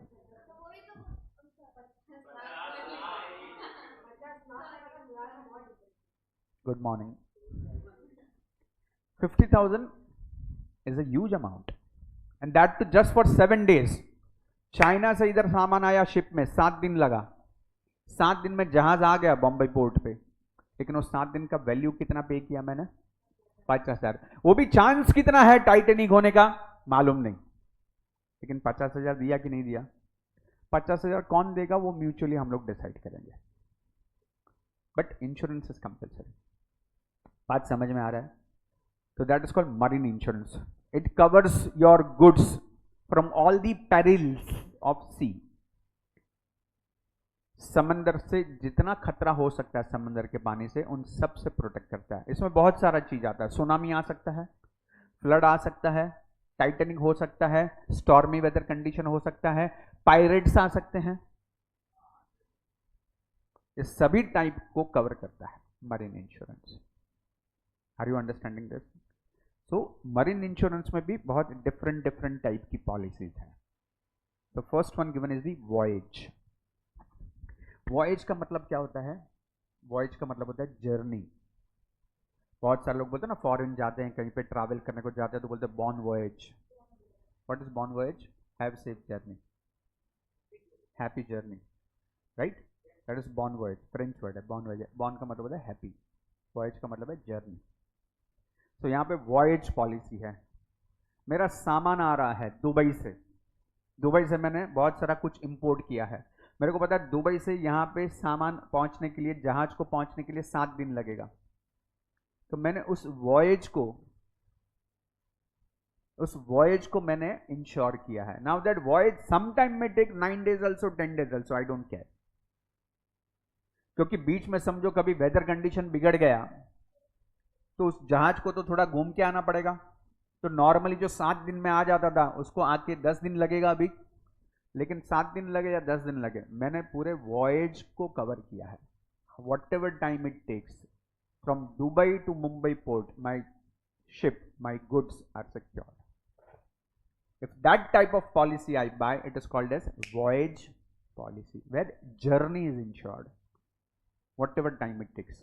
आपको और एक चीज पता होना चाहिए यहाँ पे कि ये जितने इंपोर्ट एक्सपोर्ट के बिजनेस होते हैं ना, यहाँ पे इंश्योरेंस का पॉलिसी 1 साल का नहीं होता है, एक एक दिन का होता है। आप ही दिमाग लगाओ, अगर मेरा गुड्स 7 दिन में आ गया तो मैं 1 साल का प्रीमियम क्यों भरूं भाई? तो यहाँ पे पर डे के प्रीमियम्स होते हैं। तो यहाँ पे मैंने पर डे वाला नहीं लिया, मैंने वॉयज लिया। क्या लिया? वॉयज। भले कितना भी लगे तो उसका प्रीमियम ज्यादा होगा कि ज्यादा होगा? ऑब्वियसली ज्यादा होगा। समझ में आ रहा है? यस। सेकेंड है टाइम पॉलिसी।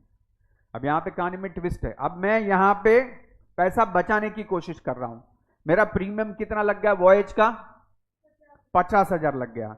अब यहाँ पे मैं टाइम पॉलिसी कर रहा हूँ। मैंने ना रूटीन, मेरे इतने साल का एवरेज मेरे को मालूम है कि भाई दुबई से यहाँ पे जहां जाने को सिर्फ 5 दिन लगता है। मैंने वेदर कंडीशन भी चेक कर लिया गूगल पे, IMF के साथ भी मैंने कोऑर्डिनेट कर दिया कि भाई ऐसा कुछ वो स्टॉर्मी वेदर कंडीशन कुछ होने वाला है कि नहीं होने वाला है। बोला नहीं, सब कुछ सेफ है, अगले 5 साल का वेदर एकदम क्लीन क्लियर है, कोई प्रॉब्लम नहीं है। तो आई सेड काय को मेरे को और एक्स्ट्रा पैसा देने का? मेरा पर डे का इंश्योरेंस का कॉस्ट मेरे को वो लोग बोल रहे हैं कि भाई आपको 7,000 भरना पड़ेगा। तो 7 कितना हुआ? 35। मेरा 15,000 बचा कि नहीं बचा? तो आई परचेज्ड टाइम पॉलिसी। अभी इसमें कहानी में ट्विस्ट कहां पे आएगा? 5 दिन खत्म हुआ ना, पॉलिसी एक्सपायर, और तब तक अगर गुड्स नहीं पहुंचा तो माई गुड्स, और बीच में डैमेज हो गया तो गया पैसा, सामान भी गया। वेदर कंडीशन में सब लिखा था, लेकिन फिर भी कुछ तूफान आ गया जो वेदर कंडीशन ने प्रिडिक्ट नहीं किया था, और उसकी वजह से मेरा सामान डूब गया। वो भी वो लास्ट के 2 दिन में। 5 दिन तक तो सिक्योर था, लेकिन लास्ट 2 दिन में ऐसा हुआ कि जहाज डूब गया मेरा, समंदर का पानी जहाज में आ गया, मेरा गुड्स पूरा डैमेज हो गया।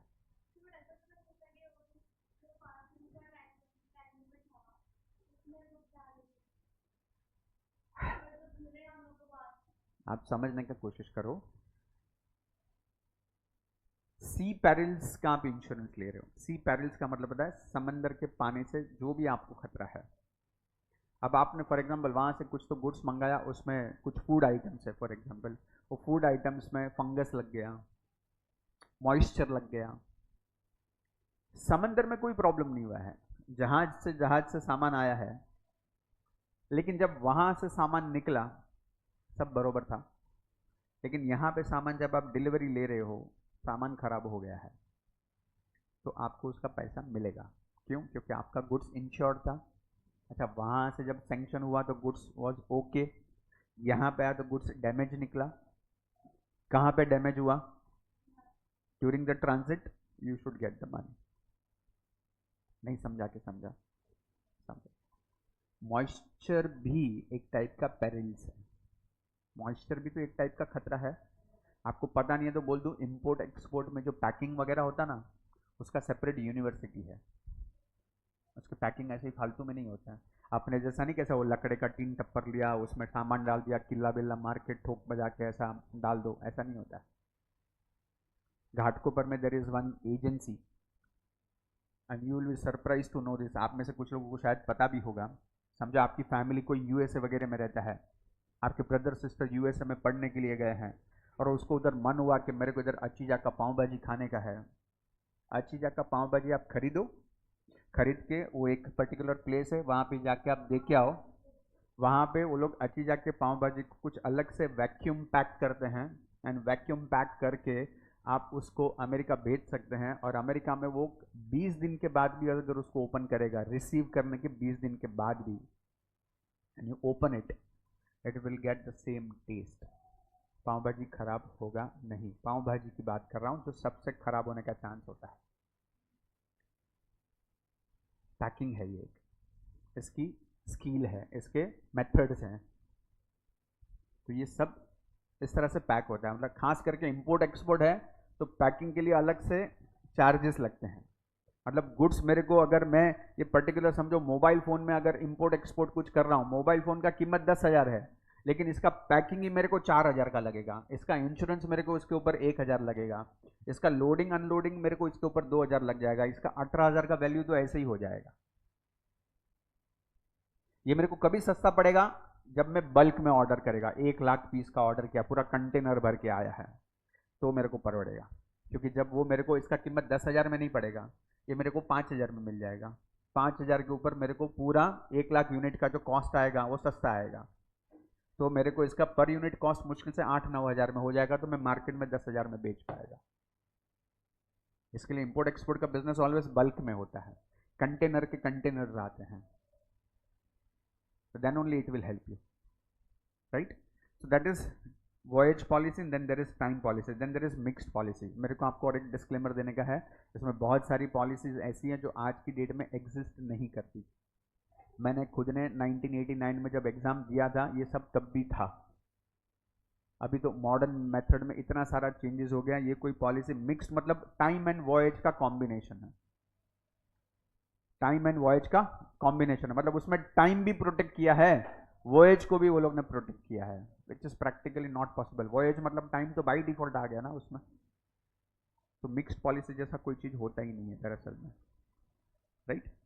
Then comes valued policy. Valued policy में आप जिस किसी चीज का इंश्योरेंस निकाल रहे हो ना, उसका वैल्यू पहले से प्री डिसाइडेड किया जाता है। एंड दुनिया में ऐसी बहुत सारी चीज होती है जिसका वैल्यू निकालना इज सो डिफिकल्ट। पिकासो का पेंटिंग, एमएफ हुसैन का पेंटिंग, मुगल के जमाने का कोई तो बर्तन है, अब आप उसको कैसे उसका वैल्यू निकालोगे कि इसकी कीमत क्या है? मॉडर्न आर्ट तो मेरे को आज तक जिंदगी में समझ में नहीं आया है। ऐसा जिलेबी बना के रखा है, लेकिन बोलता हो क्या पेंटिंग है, क्या मस्त है, सुपर्ब है, इसका तो 20 लाख रुपए का कीमत है। वो 20 लाख का पेंटिंग मेरे हिसाब से उसका औकात 250 रुपए का भी नहीं है। लेकिन जो लोग आर्ट को समझते हैं, कल्चर कला को समझते हैं, उसके लिए वो वैल्यू बहुत है। क्योंकि पिकासो का पेंटिंग है तो उसका वैल्यू 20 लाख। अब उसको आप इंपोर्ट कर रहे हो चाइना से इधर, एंड बीच में टाइटैनिक हो गया, जरा सा ही इधर से गिला हुआ है, पेंटिंग है, मस्त है, जलेबी पूरा है, लेकिन नीचे से पेंटिंग खराब हो गया। अब क्या करोगे? उसका वैल्यू ज्यादा है कि कम है? खत्म हो गया, उसका वैल्यू 0 हो गया। गीला हो गया ना पेंटिंग, खत्म हो गया। अच्छा आधा गीला हो गया, तो उसको काट दो, उसमें क्या है, नया फ्रेम बनाओ, आधा जिलेबी करके बेचो, वो भी तो आर्ट है। ऐसा नहीं होता है, वो गया मतलब गया। अरे गीला ही तो हुआ है, सूखा दो धूप में, खत्म हो गया।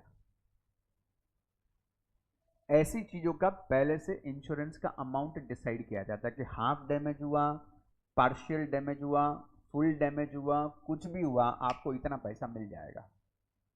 बाद में आर्ग्यूमेंट डिस्कशन नहीं है, तो इंश्योरेंस कंपनी और मेरे बीच में झगड़ा हो जाएगा। इंश्योरेंस कंपनी बोले क्या इतना नाटक कर रहा है, इसको धूप में सुखा दो, लाओ मैं सुखा के देता हूं आपको। ऐसा बात ही नहीं हो सकता भाई।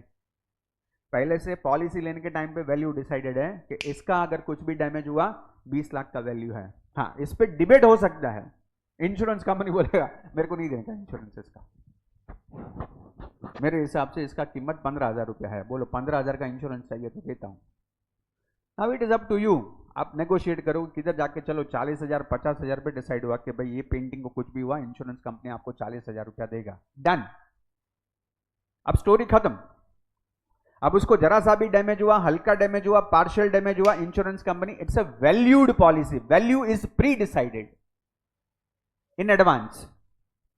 और ऐसी बहुत सारी चीजें होती, एंटीक चीजें होती, बाबा आदम के जमाने का घड़ी है, पुराने जमाने की कुर्सी है, वो मुगल जो पान खा के थूकता था वो थूकदान है, बर्तन है, उसका वैल्यू तुम्हारे लिए होगा।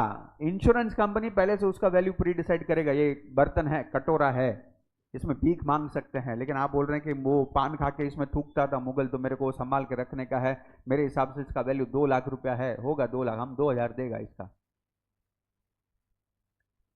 सो वैल्यू डिसाइड किया जाएगा पहले, तो उसका इंश्योरेंस दे रहे हैं लेकिन हम इससे ज्यादा नहीं दे सकते, आपको लेना है तो लो, नहीं तो मत लो। बात समझा?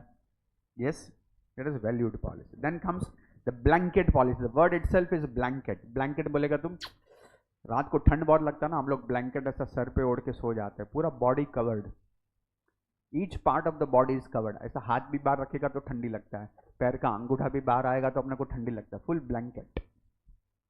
ये वही टाइप का पॉलिसी है, इसमें all type of risk is covered under one single policy, that is called as blanket policy. Then comes port risk policy. ये तो कहानी में ट्विस्ट है। अब तक हम लोग किसकी बात कर रहे थे? जर्नी, ट्रांजिट की बात कर रहे थे। अब ट्रांजिट कंप्लीट हो गया, चाइना से सामान आ गया, मुंबई पोर्ट पे है, और पोर्ट के टाइम पे सुनामी आ गया। अब बताओ वो जर्नी में है कि नहीं है? नहीं है, पोर्ट पे आ चुका है और पीछे से सुनामी आया और फिर भी डैमेज हुआ, तो उसका नुकसान कौन भरेगा? नहीं, तो उसका पॉलिसी अलग से लेना पड़ेगा। That is called as port risk policy. Port पे भी आपका सामान है और डैमेज हुआ तो it will be given to you. ये ब्लैंकेट पॉलिसी में ये कवर नहीं होता, सी रूट कवर होता है उसका। समझा कि समझा? हेलो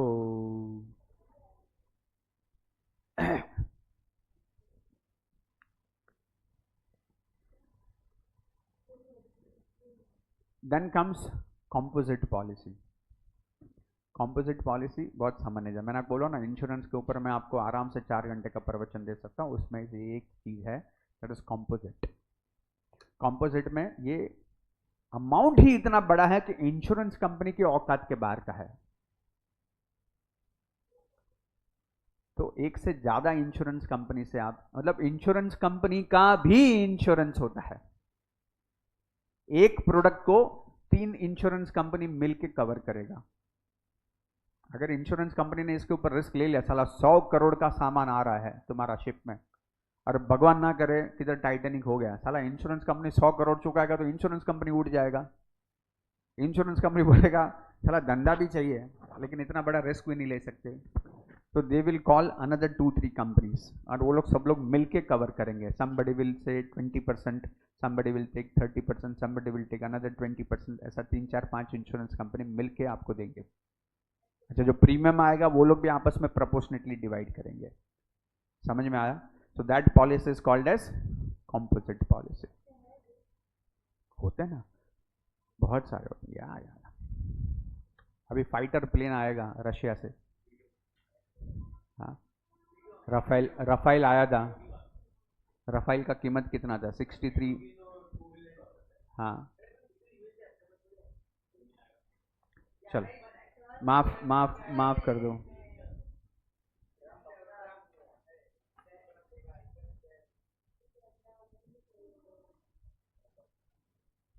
आगे चले, थैंक यू,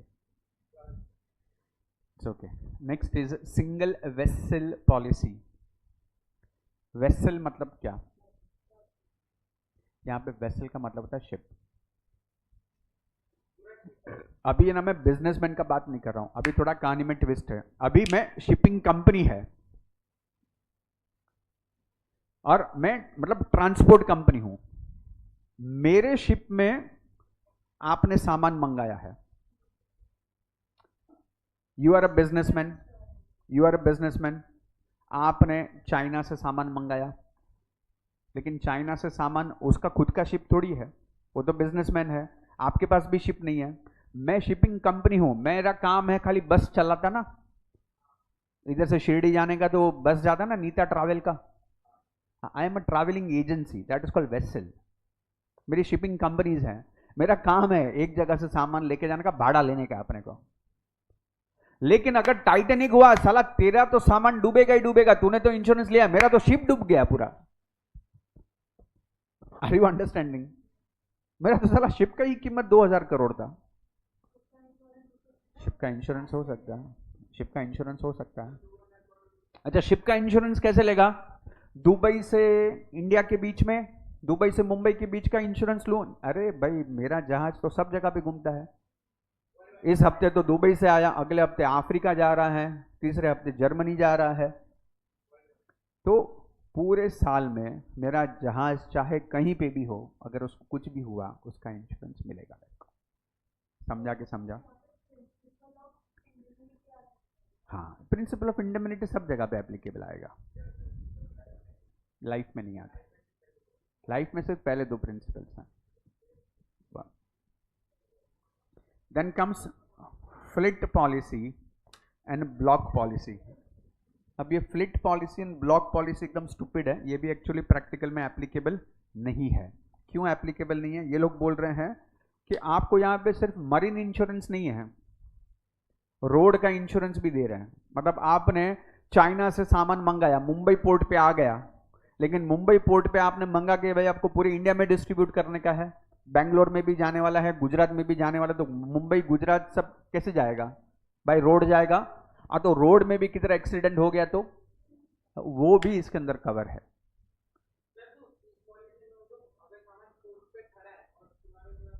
सब आ गया, till the time it reach is the destination, over.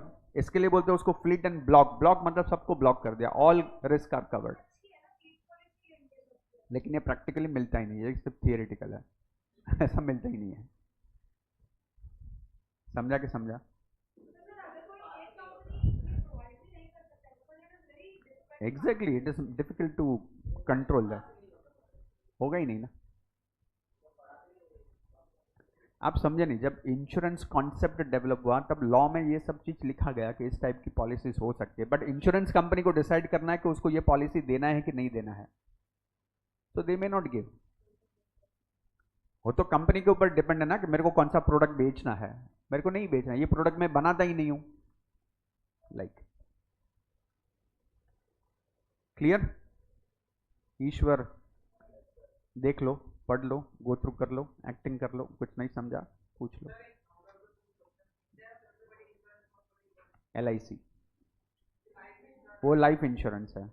उसके बाद गवर्नमेंट की 4 इंश्योरेंस कंपनी है, general, new India assurance, oriental India assurance, united India assurance and there is national India assurance, 4 है। ये चारों गवर्नमेंट की है। नहीं नहीं, LIC is not a general insurance ना, न्यू इंडिया, न्यू इंडिया।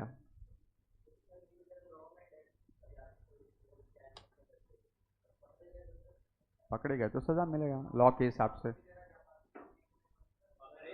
मेरे को एक बात बता, कोई भी गुना तू कर, फॉरगेट अबाउट इंश्योरेंस का fraud, any type of fraud और any type of crime you make and you being caught by the police, तो एज पर लॉ जो भी तेरे पे चार्जेस लगेंगे वो कोर्ट में प्रूव हो गया तो उसके हिसाब से तेरे को सजा मिलने वाला है। सजा के अंदर वो सब लिखा हुआ कि कौन से टाइप की सजा हो सकती है। It depends on the volume of the crime, it depends on the intensity of the crime. क्यों नहीं होता है? सब होता है। There was one movie on that insurance का only, acted by Akshay Kumar and Bobby Deol. Movie name was अजनबी। अजनबी करके एक मूवी था, उस मूवी में द थिंग इज दैट ये लोग कुछ फॉरेन कंट्री बताया है, बॉबी देओल एंड उसकी वाइफ है, ये लोग फॉरेन कंट्री में शिफ्ट हुए हैं एंड वहाँ पे उसके नेबर में Akshay Kumar and his wife stage. अब इसका दोस्ती हो जाता है, ये लोग दोनों का, दोनों कपल का अब दोस्ती होता है एंड इसमें एक सीन होता है कि इसकी अक्षय कुमार की वाइफ है, उसका मर्डर हो जाता है। अब अक्षय कुमार की वाइफ का मर्डर हो जाता है, उसका ब्लेम वो डालता है बॉबी देओल पे। बॉबी देओल जेल में जाता है, लेकिन बॉबी देओल बोलता है मैंने कोई गुनाह किया ही नहीं है, मैंने कुछ किया ही नहीं है। एंड वहाँ पे उसको धीरे धीरे सब वो डॉट कनेक्ट करता है, तो उसको समझ में आता है कि ये सब प्लान अक्षय कुमार का ही है, उसने ही शायद मेरे को ज़बरदस्ती फंसाने का ट्राई किया है। तो वो जेल से भाग जाता है एंड अपने आप को बेगुनाह साबित करने के लिए he has to collect the evidences. उस एविडेंस में उसको पता चलता है कि उसने ये क्यों किया, क्योंकि उसकी वाइफ का इंश्योरेंस पॉलिसी था और वो insurance policy is about some $100 million, मतलब 100 करोड़ के आसपास का उसको क्लेम है। और 100 करोड़ के क्लेम के लिए इंश्योरेंस कंपनी भी इन्वेस्टिगेशन कर रहा है साथ साथ में, क्योंकि इतना बड़ा क्लेम है, ये कैसे हो सकता है। मर्डर हुआ है तो और ज़्यादा इन्वेस्टिगेशन होगा।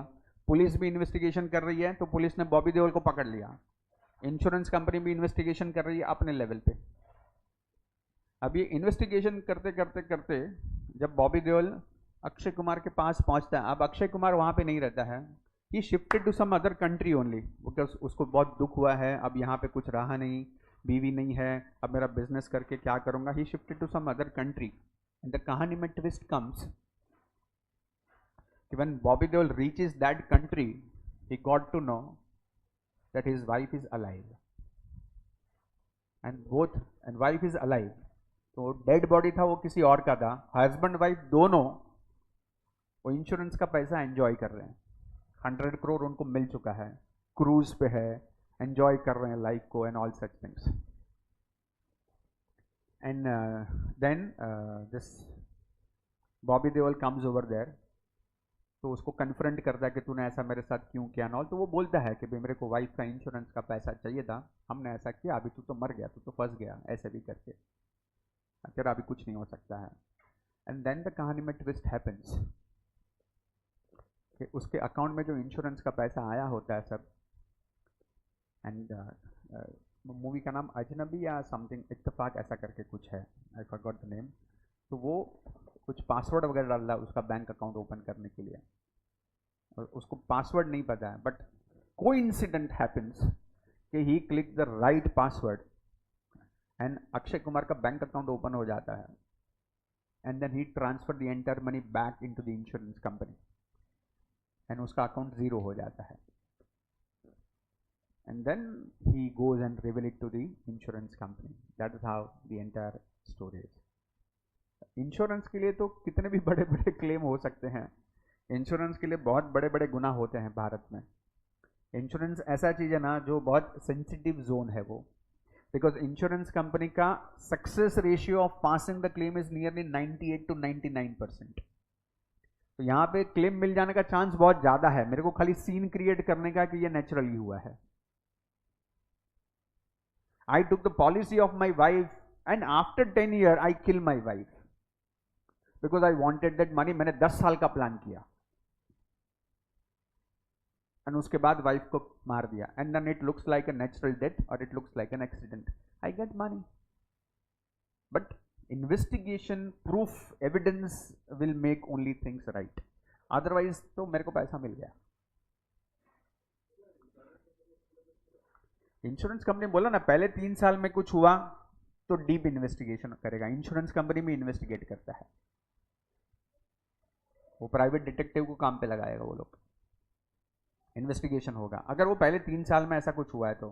बट 10 साल हुआ है तो वो लोग they will rely on certain death certificate, medical certificate, evidences कि भाई वाइफ को हार्ट अटैक आ गया, नींद में ही उसका आंख बंद हो गया, होता है बहुत सारे यंग एज में ऐसा होता है। तो वो लोग उसके ऊपर रिलाई करने की कोशिश करेंगे, लेकिन उनको कहीं पे भी स्मेल आया, कहीं पे भी उनको सेंस आया कि this is not the natural one, they may go for investigation, they may hold the claim, they will do so. और उसके हिसाब से फिर आपको सजा मिलेगा, मतलब जिस आपका क्रिमिनल थॉट प्रोसेस से अगर आपने वो गुनाह किया है तो उसकी सजा आपको मिलेगी।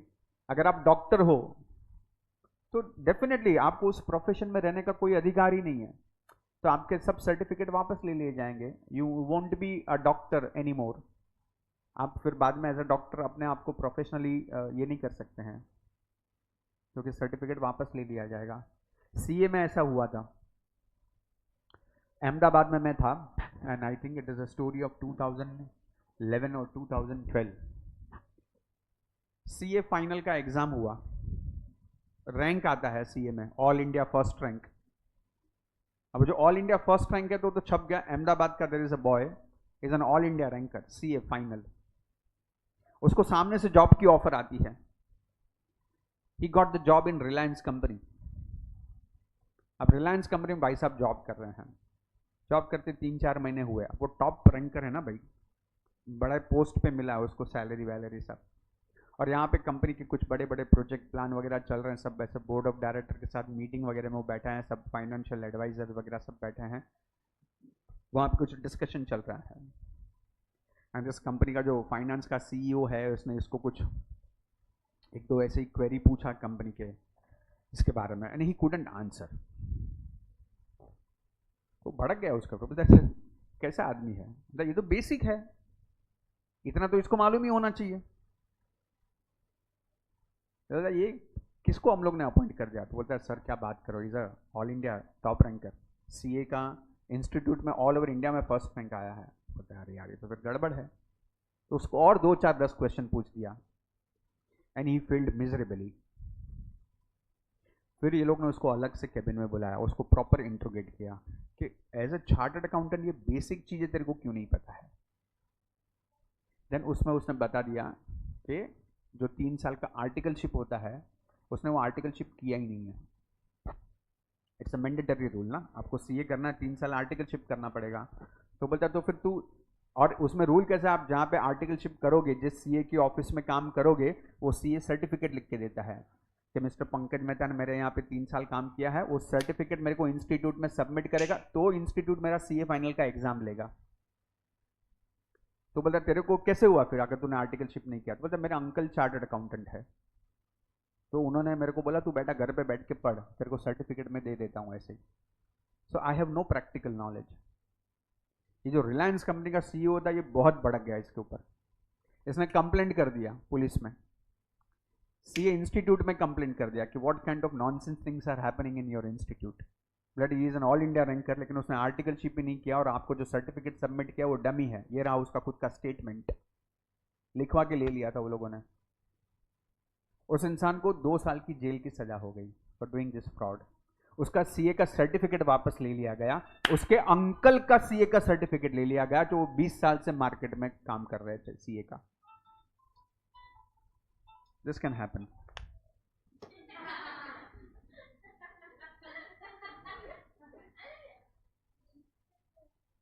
समझे? तो हो सकता है ये सब चीज। हाँ,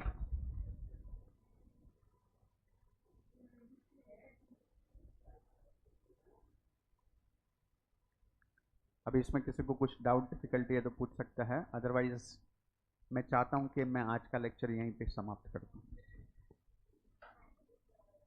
मैं दिल का बहुत अच्छा हूं, मेरे को पता है। नहीं नहीं नहीं, मेरा तारीफ मत करो बस।